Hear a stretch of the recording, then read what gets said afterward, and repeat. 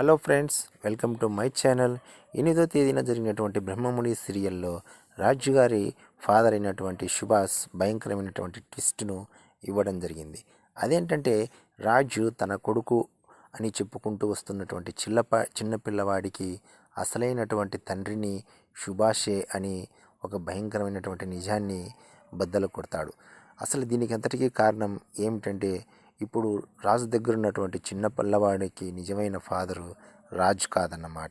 అతని తండ్రి అయినటువంటి సుభాష్ అప్పుడెప్పుడో ప్రీవియస్ రోజుల్లో తన అంతరంగిక ప్రియురాలైనటువంటి మాయతో ప్రేమలో పడి ఆమెతో ఒక శారీరక సంబంధం పెంచుకొని ఒక పిల్లవాడిని కంటాడు.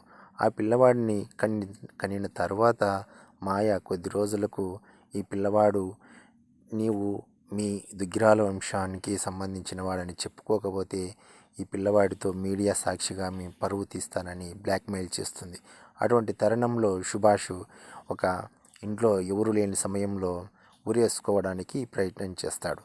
అదే సమయంలో చూసినటువంటి రాజు షాకుకు గురై, ఏంటి డాడీ నువ్వు చేస్తున్న పని, నిజంగా ఇలాంటి పనులు నువ్వేనా చేస్తున్నది, వాట్ హ్యాపెన్, నీకేం జరిగింది, ఏ సమస్య వచ్చినా నాకు చెప్పు, నేను తీరుస్తానని వాళ్ళ ఫాదర్ను అడుగుతాడు. అదే సమయంలో సుభాష్ తన గత చరిత్రనంతా తన ప్రేమయానం అంతా తన కొడుకుకు ఉన్నటువంటి రాజుకు చెప్పుకుంటాడు.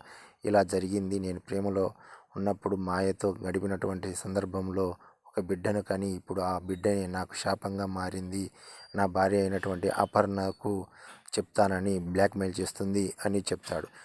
నాకు బతికే అర్హత లేదు అని అంటాడు.